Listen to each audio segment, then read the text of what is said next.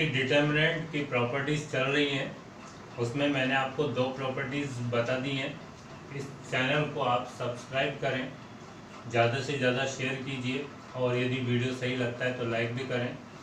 आपको 2 प्रॉपर्टीज़ पहली वीडियोस में बताए हैं और उनमें ये था कि पहली प्रॉपर्टीज़ क्या थी, सभी डिटर्मिनेंट की सभी रो को यदि कॉलम में चेंज कर दिया जाए तो उसकी वैल्यू नहीं बदलती है, यानी कोई प्रभाव नहीं पड़ता है। 3 4 5 7 1 2 1 5 1 इसकी जो वैल्यू आएगी वही वैल्यू यदि इस डिटर्मिनेंट की सभी पंक्तियों को सभी कॉलमों यानी स्तंभों में चेंज कर दें तो इसके वैल्यू पर कोई प्रभाव नहीं पड़ता।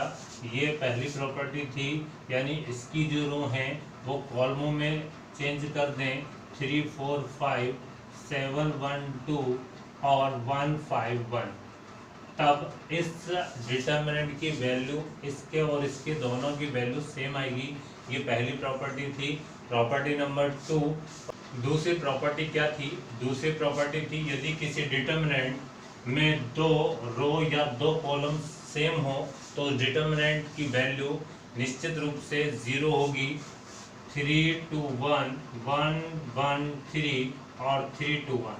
देखिए इसमें 2 रो आपस में सेम है तो इसकी जो वैल्यू है वो कितनी होगी? 0 होगी।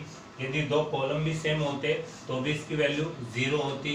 अब नंबर 3 प्रॉपर्टी, 2 प्रॉपर्टी आपको मैंने पहले बता दी है। अब तो आगे की प्रॉपर्टी अब देखें। Number 3 property, next property number 3 देखें। If any 2 rows or columns of a determinant are interchanged then sign of determinant change। इसका मतलब यदि किसी सारणी की 2 पंक्तियों या स्तंभों को आपस में बदल दिया जाए तो सारणी का संख्यात्मक मान वही रहता है किंतु उसका चिन्ह बदल जाता है। देखिए इसे समझे।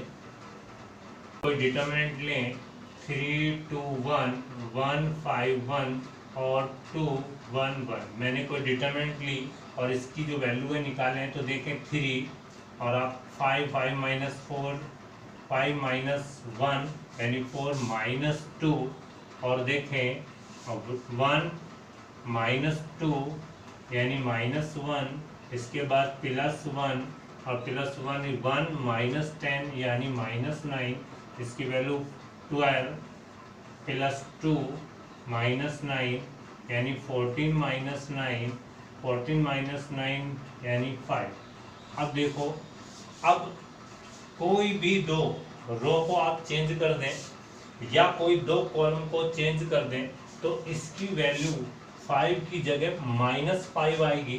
अब चेक करें, देखें 2 रो को इंटरचेंज कर रहे हैं तो R1 interchange R3, R1 interchange R3 का मतलब R1 की जगह तो R3 कर देंगे और R3 की जगह R1 कर देंगे। देखें आप 2 1 1 1 5 1 और 2 3 2 1 और इसकी वैल्यू निकालें तो इसकी वैल्यू -5 आनी चाहिए।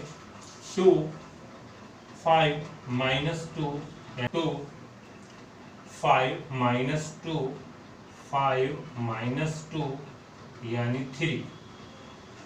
इसके बाद -1 माइनस 1 माइनस 3 यानी -2 प्लस 1 देखें 2 माइनस 15 2 माइनस 15 दैट मीन्स -13।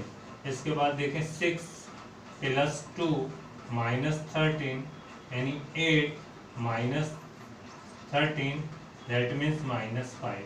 तो देखा आपने, यदि किसी डिटर्मिनेंट की 2 रो को आपस में चेंज कर दें तो उसकी वैल्यू वही रहती है लेकिन साइन उसका क्या हो जाता है? चेंज। एक बार और देख लें, कॉलम चेंज कर लेते हैं इसका तो C1 interchange C2 interchange C3 कर देते हैं, C2 interchange C3 C2 interchange C3 C2 ये C3 ये दोनों को चेंज कर देते हैं।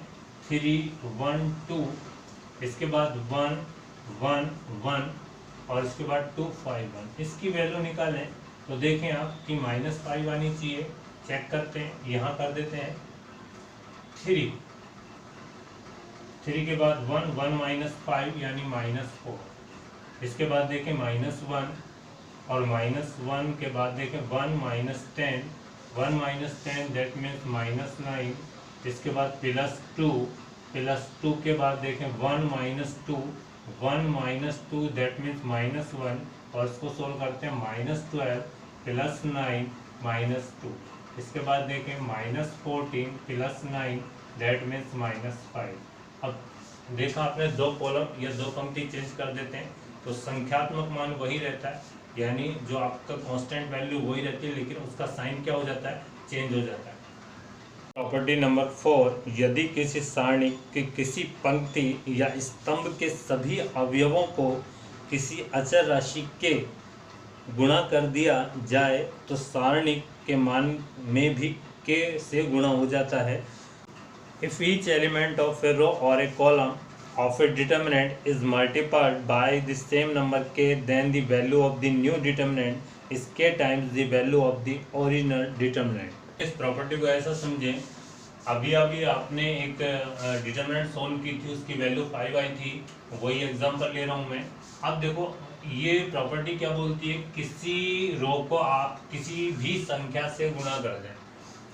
जैसे ये डिटरमिनेंट है, इसकी कोई भी एक रो को मैं किसी संख्या k से गुणा कर दूं, k का मतलब है कोई कांस्टेंट राशि, मैं 3 ले लेता हूं और इसकी R2 को मैं 3 से मल्टीपल कर देता हूं।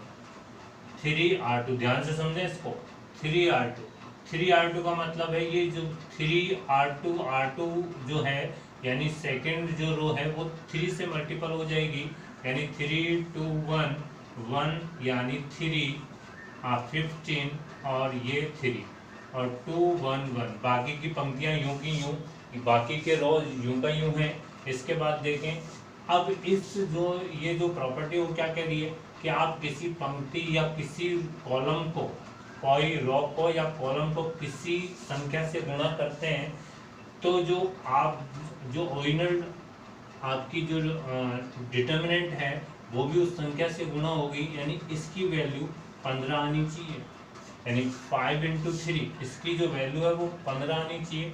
चेक करते हैं 15 आ रही है क्या, 3 15 -3 यानी 12। इसके बाद -2 3 -6 यानी -3 +1 3 -30 यानी -27। चेक करते हैं 36 प्लस का 6 -27, 36 यानी 42 -27। देखें 42 -27 यानी 15। अब देखिए आप इसकी वैल्यू 15 आई। अब क्या समझे आप, यदि किसी डिटरमिनेंट की कोई रो या कॉलम को किसी संख्या से आप गुणा कर देते हैं तो उस जो डिटरमिनेंट की वैल्यू वो भी उसी संख्या से गुणा कर हो जाएगी। देखें आप एक एग्जांपल और लें, इसके जो कॉलम है थर्ड, C3 को आप 2 से मल्टीपल कर दें। C3 को आप किससे मल्टीपल कर रहे हैं, C3 से मल्टीपल हुआ 2, तो जो नई डिटरमिनेंट बनेगी इसकी वैल्यू आपको मालूम है 3 2 2 1 5 2 और 2 1 2। आपने C3 को 2 से मल्टीपल कर दिया तो इसकी वैल्यू आपको मालूम है, क्योंकि आपको इसकी वैल्यू 5 आ रही थी तो इसकी वैल्यू कितनी आनी चाहिए, 10 आनी चाहिए, क्योंकि ये जो संख्यात्मक वैल्यू है यानी नंबर वाली वैल्यू है ये 2 से मल्टीपल हो जाएगी और इसकी वैल्यू कितनी आएगी, 10 आएगी। आप इसको निकाल कर चेक कर सकते हैं। 3 देखें 10 -2 यानी 8 -2 2 -4 यानी -2 और +2 के बाद 1 -10 यानी -9। इसको सोल्व करते हैं 24 +4 और यहाँ -18। इसके बाद देखें 24 और 4 यानी 28 -18 कितना आया, 10 आया। आप देखें पहले आपने वैल्यू इसके रख दी थी 10, तो ये आपको प्रॉपर्टी समझ में आ गई होगी। इसके बाद देखते हैं प्रॉपर्टी 5, यदि किसी पंक्ति या स्तंभ के प्रत्येक अवयव में दो पद हों तो सारणिक को उस कोटि के दो अन्य सारणिकों के योग के रूप में व्यक्त किया जा सकता है। If each element of a row or a column of a determinant constant of some two or more terms, then the determinant can be expressed as the sum of two or more determinants whose other rows or columns are not altered. देखो इस property को समझो।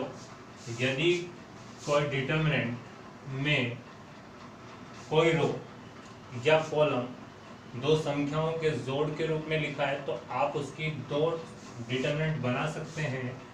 3 आप ऐसा समझे A B C D plus E F plus G H plus I K M N.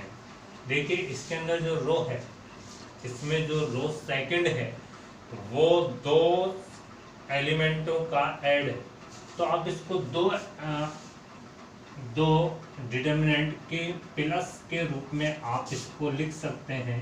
देखिए आप A B C D F H और के एम एन, और दूसरी डिटर्मिनेंट बनेगी ए बी सी ई जी और आई और के एम एन। इससे क्या समझे आप कि एक डिटर्मिनेंट को कई डिटर्मिनेंटों के योग के रूप में आप तोड़ सकते हैं। देखिए आप 5 4 3, इसको मैं 3 प्लस 2 और 2 प्लस 9 और 3 प्लस 4 1 2 3। ये देखें यहाँ 5 होता, यहाँ 11 होता और यहाँ 7 होता। तो इसको देखो क्या लिख सकता हूँ। पहले तो मैं बीच वाले को या किसी भी एक रो को दो संख्याओं के रूप में लिख सकता हूँ, दो नंबरों के रूप में लिख सकता हूँ। जैसा अभी लिखा 2 प्लस 3, 11 को 9 प्लस 2 और 7 को 4 प्लस 3 और 1 2 3। अब देखो मैं इसको पहले एक ही डिटर्मिनेंट थी, अब और डिटर्मिनेंटों के योग के रूप में मैं इसको तोड़ सकता हूँ। 5 4 3 2 9 4 1 2 3 प्लस जो रो सेम है उनको तो वैसे ही लिखें 5 4 3, इसके बाद देखो 3 2 3 3 2 3 और 1 2 3। यदि आप इनको जोड़ना चाहें तो सेम रो वाली तो वो का वो रहेंगे, बाकी के जो बीच के एलिमेंट है ये जुड़ सकते हैं। तो इसको समझे आप कि किसी डिटर्मिनेंट में कोई कॉलम में भी यही रूल है, कॉलम में भी कोई कॉलम जुड़ के बने तो उसको भी आप दो रो में तोड़ सकते हैं। एक एग्जांपल और देख लें, कॉलम वाला A B C F G H K plus M N plus B और जी प्लस के। आप इसको दो रो में चेंज कर सकते हैं, A B C F G H. ये दो कॉलम तो वैसे के वैसे रहेंगे। ये क्या हो जाएगा के एन जी प्लस दूसरा डिटर्मिनेंट क्या बनेगा A B C F G H और एम बी के। आप तो इतना ध्यान रखें, इतनी नॉलेज रखें कि कोई डिटर्मिनेंट में आपको दो का जोड़ मिल जाए तो आप उसको दो डिटर्मिनेंट में तोड़ दें। नेक्स्ट जो प्रॉपर्टी है बहुत ही इम्पोर्टेंट और ध्यान से समझने वाली है। सारणी की किसी एक पंक्ति को किसी निश्चित संख्या से गुणा कर आप किसी और अन्य पंक्ति में जोड़ दें या घटा दें और एक नई डिटर्मिनेंट जो बनेगी उसका मान चेंज नहीं होगा। ऐसे ही आप कॉलम में कर सकते हैं, मतलब किसी स्तंभ को किसी संख्या से गुणा करके अन्य किसी स्तंभ में जोड़ देने या घटा देने पर उस डिटर्मिनेंट की वैल्यू में कोई चेंज नहीं आता है। देखें आप, determinant does not change if the element of a row are added to corresponding element of another row, subtract जहाँ ऐड लिखा हो वहाँ सब्ट्रैक्ट भी हो सकता है, और जहाँ रो है वहाँ कॉलम, मतलब the value of a determinant does not change if the element of a column are added और subtract from the corresponding element of another column. क्योंकि सबसे ज़्यादा जो अप्लाई होती है वो यही प्रॉपर्टी है। और देखें आप, मेरे पास कोई डिटर्मिनेंट है 1 2 3 4 5 1 1 1 1। पहले तो मैं इसकी वैल्यू निकाल लेता हूँ कि इसकी वैल्यू क्या आ रही है। तो ध्यान से देखें, 1 5 माइनस 1 यानी 4 माइनस 2 क्योंकि इसका साइन क्या है, माइनस है, और साइन आपको मालूम है ना कहाँ से लेते हैं, plus minus plus minus plus minus plus minus plus. इसके बाद देखें -2 4 माइनस 1 यानी 3। इसके बाद देखें +3 और +3 की value 4 minus 5 4 minus 5 that means -1।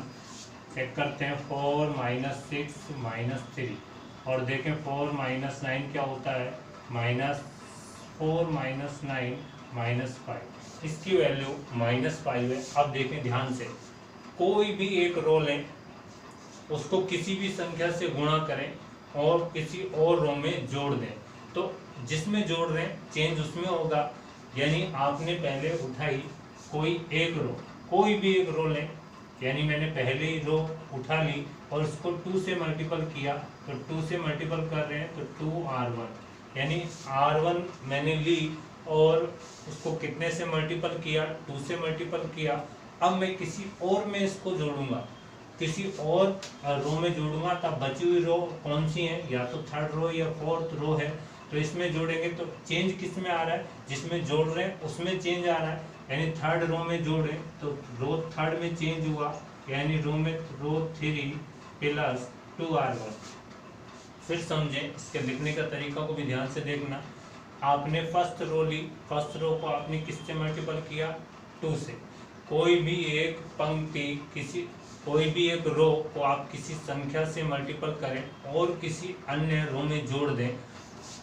कोई एक रो को ले ली, उसके बाद उसको 2 से मल्टीपल किया और किस में जोड़ रहे हैं, R3 में, तो चेंज किस में हो रहा है, R3 में। तो R3 में चेंज हो रहा है तो R3 इंटरचेंज 2r1 किस में जोड़ा जा रहा है, R3 में जोड़ा जा रहा है, तो R3 में इंटरचेंज हो रहा है। और इंटरचेंज वाली चीज़ों को पहले लिखें। तो आप देखें अब आप क्या हुआ, फर्स्ट रो चेंज नहीं होगी, फर्स्ट रो यूं का यूं रहेगा, सेकंड रो यूं का यूं रहेगा, थर्ड रो चेंज होगा। थर्ड रो में क्या चेंज हुआ, फर्स्ट रो को आप 2 से मल्टीपल कर रहे हैं, फर्स्ट रो को 2 से मल्टीपल किया तो ये 2 इंटू 1 यानी 2 प्लस 1 यानी ये 3 हो गया। 2 को आपने 2 से इनके एलिमेंटों को आपको 2 से मल्टीपल करना है और देखना है 4 आ गया, 4 प्लस 1 यानी 5। इसके बाद देखें इसको 2 से मल्टीपल किया, 2 यानी 3 यानी 6 को उसके कॉरस्पॉन्डिंग एलिमेंट से जोड़ें, 2 इंटू 3 6 और 1 7। आप इसकी जो वैल्यू निकालेंगे वही -5 आएगी, कोई चेंज नहीं होगा। देखें 1 35 -5 यानी 30 आ चुका है। इसके बाद देखें -2 और -2 यानी 28 माइनस 3 यानी 25 आ गया। इसके बाद देखें +3 यानी 20 माइनस 15 यानी 5। इसको सोल्व करके देखते हैं क्या आता है, 30 यानी 50 और हाँ कितना आया 45 माइनस 50 कितना आया -5 जो पहले आ रहा था। तो देखा आपने, फिर समझे इसको, बहुत ही ज़्यादा इम्पोर्टेंट है, बहुत ही ज़्यादा महत्वपूर्ण है। कोई एक रो को आप लें, उसको कोई संख्या से गुणा करें, गुणा करने के बाद कोई भी संख्या से गुणा करें, एक बार और करके बताऊंगा मैं, कोई भी संख्या से गुणा करें और करके किसी और अन्य पंक्ति में जोड़ दें।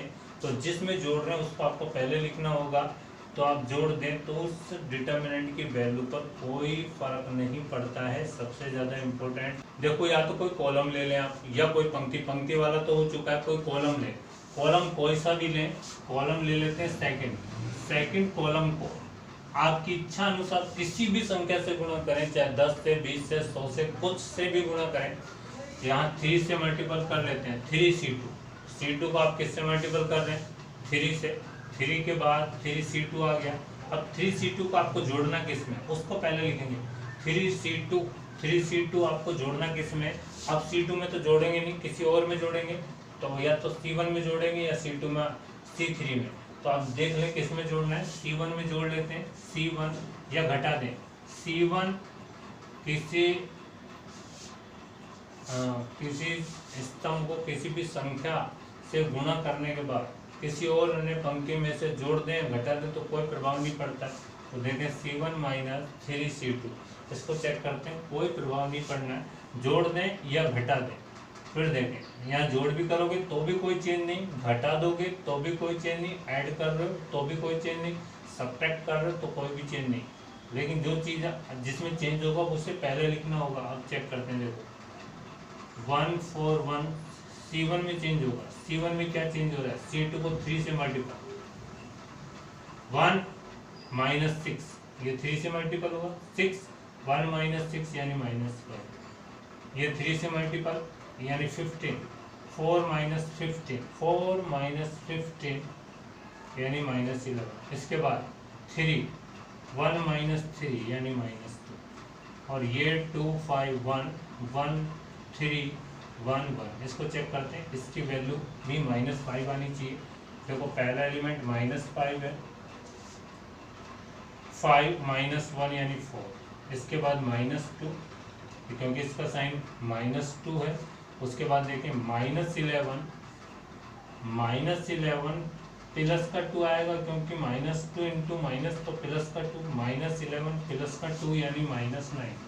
इसके बाद देखें प्लस का 3, प्लस का 3 में देखो -11 प्लस का 10, -11 प्लस का 10 यानी -1। चेक करते हैं, -20 प्लस 18 -3 कितना, -23 प्लस 18 कितना आया, -5 आया। तो समझे होंगे आप, किसी भी रो को कोई संख्या से गुणा कर दें और कोई अन्य रो में से जोड़ दें या घटा दें। किसी रो में से जिसमें चेंज हो रहा है उसमें से घटाएंगे या जोड़ेंगे, ये देखें आप, यानी ये हमेशा पीछे रहेगा। इसको जोड़ेंगे या इसको घटाएंगे तो सारणिक के मान पर कोई प्रभाव नहीं पड़ता। प्रॉपर्टीज को याद करें आप, प्रॉपर्टीज को अप्लाई सवालों में करेंगे अभी, लेकिन इससे पहले प्रॉपर्टी को अच्छी तरह समझना होगा। एक बार दो बार इनको देखें, समझें और सीरियस होकर पढ़ें। और इस पर आप देखें कि कोई भी एक रो को लें, कोई भी एक रो को ले लें आप और किसी संख्या से गुणा कर दें और किसी और रो में से जोड़ें या घटा दें। गुणा करने के बाद आप उसे ये वाली चीज़ हमेशा घटेगी या जुड़ेगी, तो ये पीछे होनी चाहिए जिसको आप गुणा कर रहे हैं। ऐसे कॉलम में कर सकते हैं जो मैंने बता दिया। प्रॉपर्टी देखें, किसी सारणिक में किसी पंक्ति के अवयवों और किसी अन्य पंक्ति के अवयवों के सेकंडों के गुणनफलों का योग 0 होता है, या जहाँ पंक्ति लिखा हुआ है वहाँ स्तंभ भी कर सकते हैं। जैसे किसी पंक्ति में किसी सारणिक में किसी स्तंभ के अवयवों और अन्य स्तंभ के अवयवों के सेकंडों के गुणनफलों का योग 0 होता है। The sum of the product of the elements of any row or column with the cofactor of the corresponding element of some other row or column is 0। समझें इसको, मैं कोई डिटरमिनेंट ले रहा हूँ 1 2 3 4 1 3 1 1 1, ये कोई डिटरमिनेंट है। अब आप कोई रो लें, कोई भी एक रो के एलिमेंट लें और किसी और अन्य रो के सेकंड लें और इनको आपस में मल्टीपल करें तो उनका जो ऐड आएगा वो 0 आएगा। देखें, मैं रो फर्स्ट ले रहा हूँ और रो थर्ड के सेकंड से उनको गुणा कर रहा हूँ, रो थर्ड के कोफैक्टरों से उनका मल्टीपल करके जोड़ कर रहा हूँ। ध्यान से समझें, कोई रो लें, रो सेकंड ले लेते हैं, रो सेकंड 4 1 और 3, इसके जो एलिमेंट हैं वो 1 4 3 है। क्या कहा है प्रॉपर्टी ने? प्रॉपर्टी कह रही है कि कोई रो और कोई अन्य रो के कोफैक्टर, कोई अन्य रो, इस रो के कोफैक्टर नहीं, कोई अन्य रो के कोफैक्टर, यानी फर्स्ट के ले लें या थर्ड के ले लें, इस रो के कोफैक्टर नहीं लेंगे। अगर कोई इस रो के कोफैक्टर लिए तो इस डिटर्मिनेंट की वैल्यू आएगी। कोई और रो के कोफैक्टर लेकर इनको मल्टीपल करें तो इनका ऐड करें तो 0 आएगा। अब देखें क्या कहा, दोबारा समझे। कोई रो लें, मैंने थर्ड रो ले ली, कोई अन्य रो, कोई अदर रो के कोफैक्टर लेने 1, ये ले रहा हूं मैं थर्ड रो। थर्ड रो के कोफैक्टर निकालें। थर्ड रो के cofactor 3 into 6, 6 minus 3, 6 minus 3 that means 3। अब इसके साइन क्या होते हैं, क्योंकि कोफैक्टर माइनर और ये जो साइन है इनका मल्टीपल होता है, plus minus plus minus plus minus plus minus plus. इन निशानों के गुणन के बाद वो कोफैक्टर आता है। तो 3 इंटू 6, 6 माइनस 3, 3 और 3 का साइन देखें कितना है, प्लस, तो प्लस 3 से ये मल्टीपल होगा, बीच में प्लस का साइन। इसके बाद देखें रो थर्ड का दूसरा एलिमेंट 1, 1 का माइनर क्या होगा, 1 का माइनर का मतलब जिस रो में है, जिस कॉलम में उसको छोड़ देंगे। 3 इंटू 1, 3 माइनस 12 यानी माइनस 9, और माइनस 9 उसके साइन से गुणा होगा माइनस से, तो प्लस का 9। इसके बाद प्लस 3, इस 3। अब थर्ड एलिमेंट का कोफैक्टर 1 माइनस 6, 8, 1 माइनस 8 यानी माइनस 7, और माइनस 7 प्लस से मल्टीपल हुआ तो माइनस 7। अब देखते हैं 3 इंटू 4 यानी 12 प्लस 9 माइनस 21। देखिए ये 21 आ जाता है क्या, 21 माइनस 21 0। क्या समझ में आया। कोई रो के एलिमेंटों को अदर कोई रो के एलिमेंटों के कोफैक्टरों से मल्टीपल करके जोड़ा जाए तो उसका वैल्यू कितना आएगा, 0 आएगा। एक एग्जांपल और देख लेते हैं। इसी के अंदर देखें, मैं थर्ड कॉलम लेता हूँ, थर्ड कॉलम के एलिमेंटों को लिख रहा हूँ मैं। थर्ड कॉलम के एलिमेंट है 3 और 1। थर्ड कॉलम के एलिमेंट ले लिए, और अब कोई अन्य कॉलम के कोफैक्टर लेने, कोई अन्य कॉलम फर्स्ट या सेकंड के कोफैक्टर लेते हैं। सेकंड के कोफैक्टर यानी सेकंड का पहला एलिमेंट 2 का कोफैक्टर 4 माइनस 3 यानी 1 को उसके साइन से मल्टीपल करें तो -1। इसके बाद प्लस 3 नेक्स्ट जो 1 है, 1 का कोफैक्ट माइनर 1 माइनस 3 दैट मीन्स -2 का साइन यहाँ प्लस, तो प्लस -2 से मल्टीपल हुआ तो -2।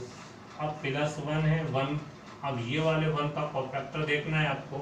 3 माइनस 12 दैट मीन्स -9, और -9 का साइन माइनस है तो प्लस का 9 हो जाएगा। उनको सोल्व करते हैं, -3 -6 और प्लस 9 कितना आया, 0 आया। तो समझ गए होंगे किसी रो को अन्य किसी रो के कोफैक्टरों से मल्टीपल करके जोड़ा जाए तो उसका वैल्यू 0 होगा। कोई कॉलम को अन्य किसी कॉलम के कोफैक्टरों से मल्टीपल करके जोड़ा जाए तो उसका वैल्यू कितना आएगा, 0 आएगा। Next, if each element in a row or in a column of a determinant is 0 then the value of the determinant is 0। इसका मतलब है यदि कोई सारणी कोई एक पंक्ति या कोई एक स्तंभ का प्रत्येक अवयव 0 हो तो सारणी का मान 0 होगा। बिल्कुल इजी प्रॉपर्टी, समझिए आप इसको। कोई डिटर्मिनेंट है 1 3 1 और 0 0 0 3 1 1। आप देखें कोई एक रो या एक कॉलम के सभी अवयव, सभी एलिमेंट यदि 0 है तो उस डिटर्मिनेंट की वैल्यू निश्चित रूप से 0 होगी। बिल्कुल सिंपल है, 0 0 0 1 3 2 4 5 7। इसके चाहे वैल्यू निकाल कर देख लें तो 0 आएगी निश्चित रूप से। तो इस डिटरमिनेंट की वैल्यू कितनी आएगी? 0। प्रॉपर्टी, किसी त्रिभुजाकार सारणिक का मान उसके मुख्य विकर्ण के अवयवों का गुणनफल होता है। If each element of one side of the principal diagonal of a determinant is 0, then the value of determinant is product of the diagonal elements। देखें समझे इसको कि ट्रायंगल शेप की जो डिटरमिनेंट है उसके बारे में बात हो रही है। ट्रायंगल शेप की डिटरमिनेंट यानी त्रिभुजाकार डिटरमिनेंट क्या होती है? 1 2 3 0 0 0 3 1 4। ये त्रिभुजाकार यानी ट्रायंगल शेप की डिटरमिनेंट है, जिसमें आपके देखो ये ट्रायंगल बन रहा है 0 0 का, या मेन डायगोनल, और देखो इधर एक ट्रायंगल बन रहा है। इस तरह की डिटरमिनेंट को आप ट्रायंगल डिटरमिनेंट या त्रिभुजाकार सारणी कह सकते हैं। एक और देखें, ये ऊपर भी बन सकता है और नीचे भी बन सकता है। 1 3 2 0 0 4 0 7 1। देखो यहाँ भी एक ट्रायंगल में 0 0 आ रहा है। तो ऐसी डिटरमिनेंटों को आप ट्रायंगल डिटरमिनेंट या त्रिभुजाकार सारणी कह सकते हैं। तो इसकी जो वैल्यू है वो आप बिना इसको देख के ही ज्ञात कर सकते हैं। बस मेन डायगोनल का मल्टीपल हो जाएगा 3 × 1 × 1, यानी इस डिटरमिनेंट की वैल्यू 3 आने वाली है। इसमें देखें, इसमें आपको एक ट्रायंगल नजर आ रहा है, तो इसकी डिटरमिनेंट क्या आने वाली है? 4 आने वाली है। निकाल कर देखते हैं, चेक करते हैं। फर्स्ट रो से ही इसका एक्सपेंशन कर देते हैं। First 1 3 -0 3 -0 that means 3। इसके बाद देखें -2 0 -0 दैट मीन्स 0। इसके बाद देखें 3 +3, और देखें 0 -0 दैट मीन्स 0। तो क्या वैल्यू आई है इसकी? 3, जो आपने पहले पता लगा लिया था कि किसी त्रिभुजाकार डिटरमिनेंट यानी त्रिभुजाकार सारणी यानी ट्रायंगल शेप की जो डिटरमिनेंट है उसकी वैल्यू आपको निकालने की जरूरत नहीं है। जो मेन डायगोनल है उसका मल्टीपल कर दें। इसका जो देखो इसका 4 आ रहा है, तो 4 इसकी आंसर है कि नहीं देखते हैं।